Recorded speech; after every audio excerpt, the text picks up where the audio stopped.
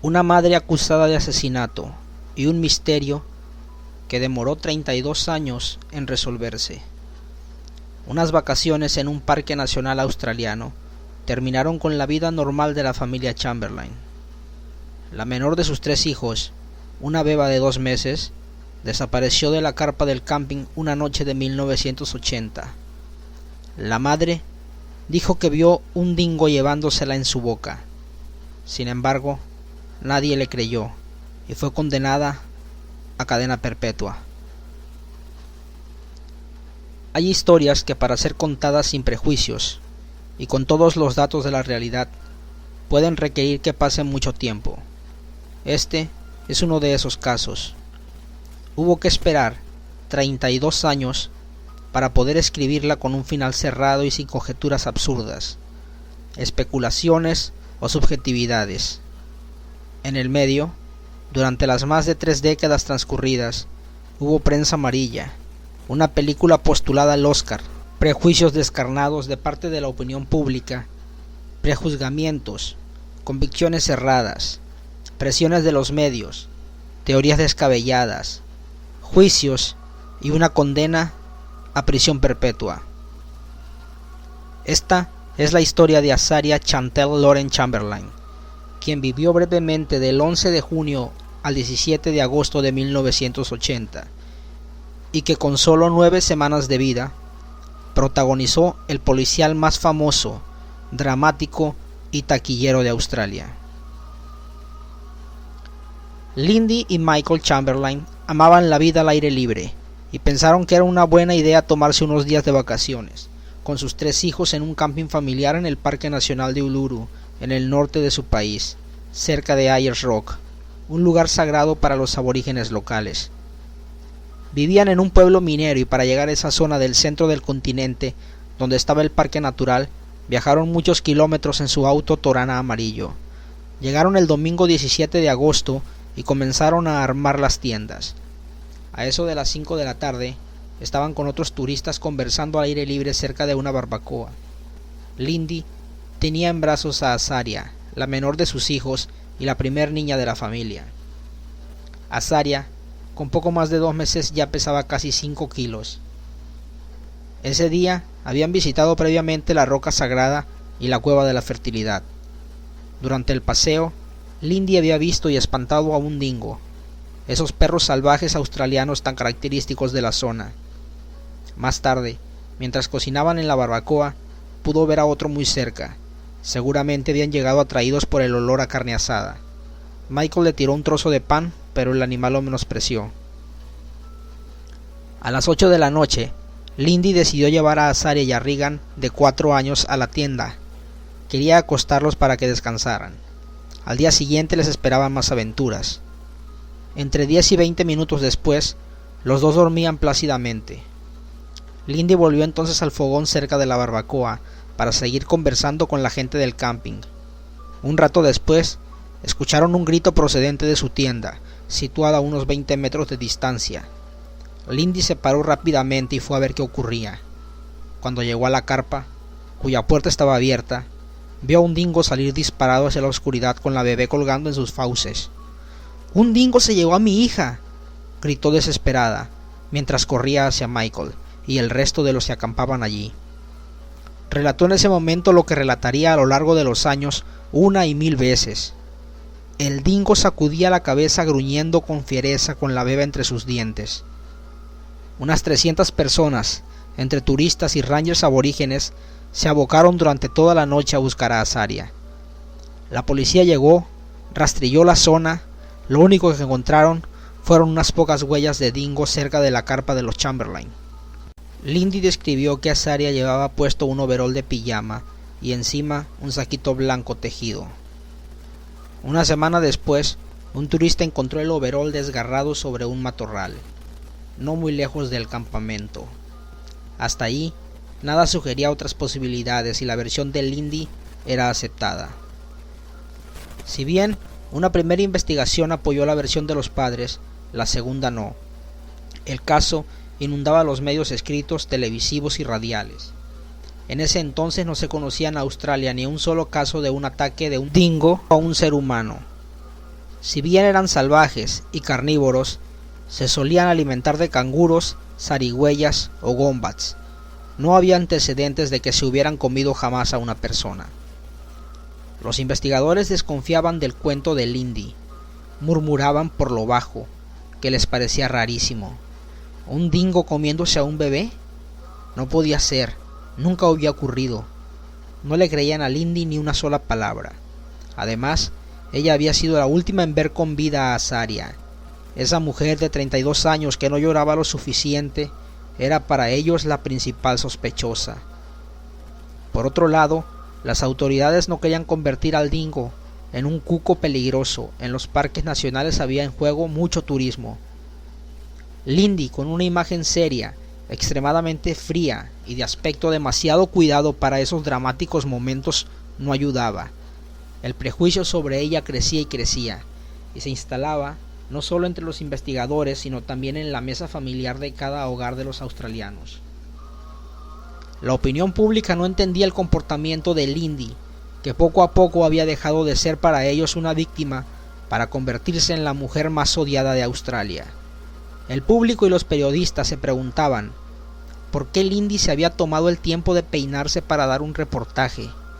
¿Qué hacían los Chamberlain con un bebé tan pequeño en un parque tan remoto y sagrado? ¿Por qué su madre se comportaba de esa manera? ¿Por qué no lloraba más? Los dislates seguían y las preguntas se volvían más capciosas. ¿Sabían que Lindy una vez había vestido a su hija de negro? ¿Y que había hecho una tesis de grado sobre los dingos? ¿Cómo entonces había dejado la puerta de la tienda de campaña abierta? Además, como los Chamberlains eran adventistas del séptimo día, esos migueritas que pronosticaban el fin de los tiempos, ¿podrían haber sacrificado a su hija en un ritual? No importaba que la religión cristiana que practicaban fuera un culto aceptado en 213 países con más de 20 millones de fieles. Y los cuestionamientos continuaban. ¿Podía un dingo transportar 5 kilos con su boca? ¿Quién le había sacado el suéter blanco que llevaba sobre el overol y que no había aparecido? ¿El dingo? Entre tantos rumores ridículos, las ironías empezaron a cobrar fuerza y socavaron por completo la credibilidad de los Chamberlain. El circo de las especulaciones ya estaba montado y duraría por décadas. Todo lo que Lindy hacía era sobreanalizado con una lupa que en vez de aumentar la realidad, la deformaba. La policía se centró entonces en investigar la explicación que se les antojó más fácil. Lindy Chamberlain había asesinado y enterrado a su hija en algún sitio del parque. Unas gotas de sangre microscópicas halladas en el auto familiar abonaban las sospechas. Fueron más lejos. La habría asesinado en el coche, degollándola, para luego deshacerse del cadáver. Pero el cuerpo de Azaria nunca apareció para contar su versión y exculpar a su madre, y las preguntas que se hacían otros, y que podían probar su inocencia, fueron desoídas. ¿Por qué una familia que estaba feliz con su hija tan deseada haría algo así? ¿En qué momento Lindy tuvo tiempo para hacer todo lo que le adjudicaban como matar a Azaria y enterrarla lejos de la vista ajena? ¿Por qué no dieron crédito a los otros turistas que acampaban con ellos y que aseguraban haber visto varios dingos en la zona? ¿Por qué una familia que no registraba ni un solo caso de violencia o conflicto podría haber llegado al tal extremo? En 1982, la fiscalía los acusó de asesinato y los llevó a juicio. Habían encontrado minúsculas huellas de sangre en el auto Torana amarillo de la familia, en la manija, la alfombra delantera y en el asiento. Los peritos dijeron que era sangre fetal, característica de los recién nacidos.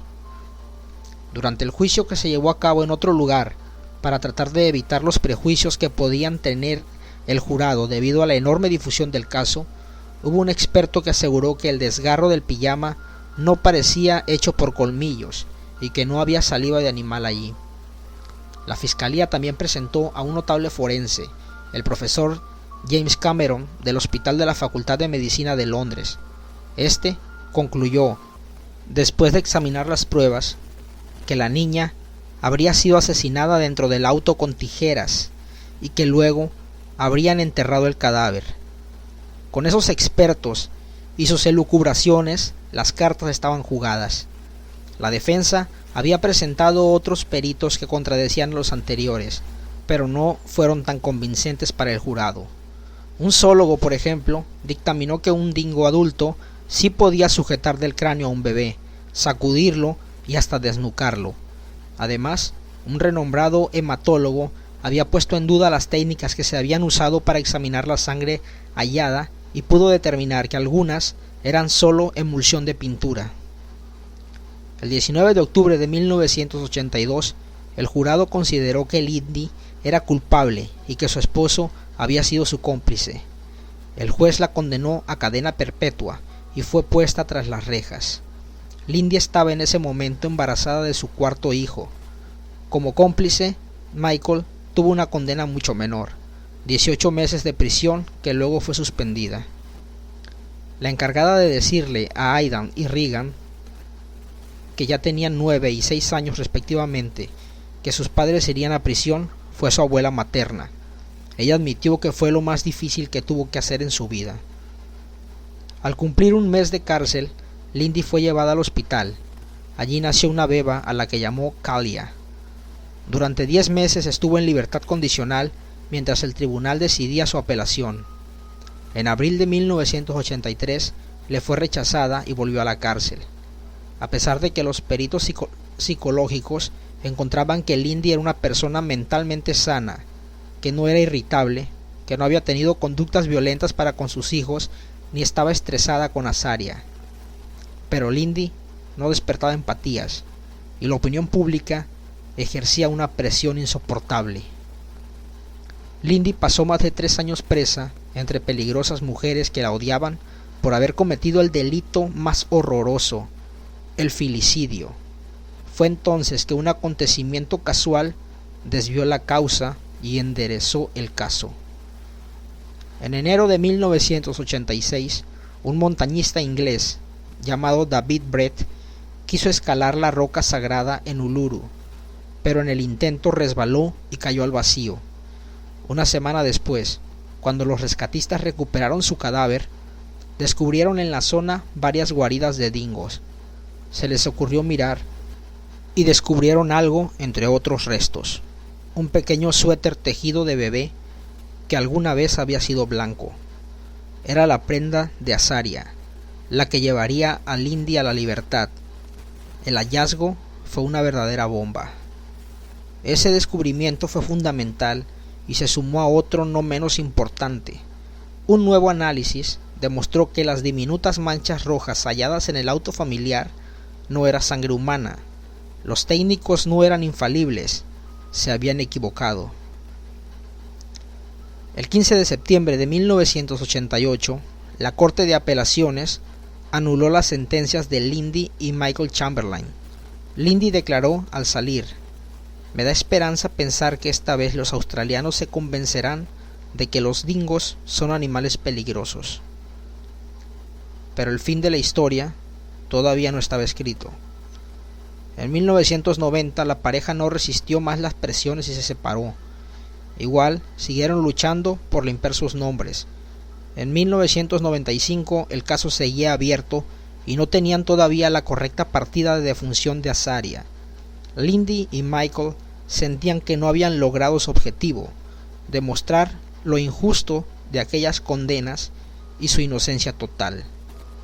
En diciembre de 2011, la jueza de instrucción del Territorio Norte, Elizabeth Morris, anunció que el caso se reabriría después de que los padres de Azaria proporcionaran nueva y abundante información sobre ataques de dingos contra niños. Ellos querían que en el certificado de defunción constara que Azaria había muerto por el ataque de un animal y no por causa desconocida. Presentaron nuevas evidencias sobre docenas de casos en los que dingos habían atacado humanos. Por ejemplo, el caso de Clinton Gage, de 9 años, que en abril de 2001 murió por ataques de un dingo en la isla de Fraser, y el de una niña de 4 años que en 2007 había sido mordida por uno de esos perros salvajes australianos en ese mismo lugar. Además, Rex Wilde, exdirector de la acusación pública del Territorio del Norte, donde la bebé desapareció, describió en una corte repleta de gente varios ataques más y aseguró que si estas evidencias hubieran estado disponibles para el proceso llevado a cabo en 1995, cuyo veredicto quedó abierto, el juez hubiese dictaminado sin dudas de que un dingo había sido el responsable. Dijo, aunque hubiese sido improbable en 1980, no debería serlo en 2012. Con las evidencias adicionales que se presentaron, se debería aceptar que la teoría del dingo es la correcta. La magistrada Elizabeth Morris estuvo de acuerdo con las pruebas presentadas y dictaminó que su certificado de muerte debería decir atacada y llevada por un dingo, y agregó, es obvio que los dingos pueden atacar y atacan a los seres humanos. Para terminar, ofreció sus condolencias a los padres y a uno de sus hijos que estaban presentes en el tribunal de Darwin. Finalmente, la causa fue abierta y cerrada no menos de 4 veces. El 13 de junio de 2012, el tribunal les dio la razón.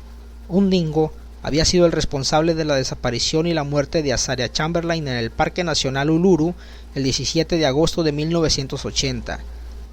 Esta ha sido una batalla aterradora, amarga en ocasiones, pero ahora nos llega el alivio y la oportunidad para que el alma de nuestra hija descanse en paz, dijo Michael Chamberlain a los periodistas con el nuevo certificado de muerte de su hija en la mano. Lindy fue recompensada por sus años de cárcel con $1.300.000. 32 años después se les creyó a los Chamberlain su versión de lo ocurrido. En mayo de 2019, Lindy reveló algo más sobre aquella noche donde su hijo Regan, de 4 años, compartía carpa con Azaria, de 2 meses. Regan estaba despierto cuando el dingo atacó, pero no recordó nada hasta que ellos, un tiempo después, le compraron un perrito como mascota. Regan estaba tirado en el piso cuando el cachorrito corrió sobre su espalda y él pegó un grito. Cuando su madre le preguntó qué pasaba, Regan le respondió, es que se sintió igual a cuando el dingo caminó sobre mí. Lindy exclamó, pensé que dormías cuando entró en la tienda. No, cuando tú entraste, pensé que venía el dingo nuevamente a buscarme, y jugué a hacerme el muerto hasta que me hablaste y entonces te hablé. Pasados los años y aceptada la teoría del dingo, el gobierno australiano resolvió llevar a cabo campañas para concientizar a la población sobre los riesgos de estos animales salvajes y sobre su comportamiento impredecible. Pueden ser muy parecidos a los perros, pero se comportan como los lobos. En su web, el Estado australiano señala que los dingos no están domesticados ni entrenados y que se mueven más rápido de lo que uno piensa. Los expertos aseguran que si bien los dingos son por naturaleza tímidos, no deben ser tratados como perros en ningún caso. Los dingos habrían arribado al continente australiano desde Indonesia hace unos 4.000 años, con la llegada de los europeos, las ovejas y las vacas. Estos animales salvajes empezaron a atacar y se volvieron impopulares, pero los aborígenes australianos, por el contrario, consideran a los dingos parte de su familia. Los veneran al punto de que muchos animales son enterrados junto a sus dueños. Desde 2012, cuando se cerró el caso, hasta la fecha, hay documentados 8 ataques más. Uno de esos ataques fue casi un calco de lo que ocurrió con la bebé en 1980. La noche del 18 de abril de 2019, en la isla de Fraser, mientras una familia dormía en su casa rodante, un dingo entró y se escurrió con el bebé de 14 meses en su boca. El llanto del pequeño, que se iba alejando mientras el perro salvaje corría, alertó a su padre, que salió tras él. En la corrida tuvo que enfrentarse a otros dingos, pero logró rescatar a su hijo, que luego fue trasladado en helicóptero al hospital Hervey Bay. Tenía heridas en la espalda, el cuello y la cabeza, y presentaba, además, una fractura de cráneo. Ben Du Toit, el paramédico que acudió a la escena, dijo que el bebé fue transportado por el dingo bastante lejos de la caravana y que si el padre hubiese demorado en reaccionar, no hubiera sobrevivido. Azaria tuvo menos suerte.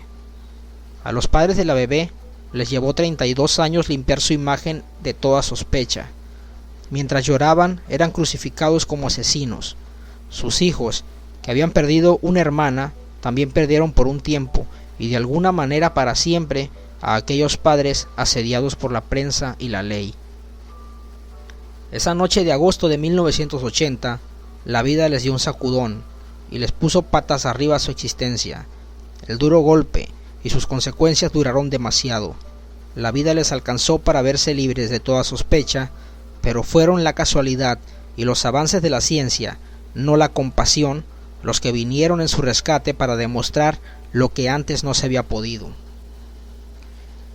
Un saquito blanco y sucio de bebé, hallado de casualidad, fue, al fin, suficiente prueba para que el Dingo fuera declarado culpable y para que la madre pudiera recobrar parte de esa vida que perdió la trágica y lejana noche cuando gritó: «Un dingo se llevó a mi hija».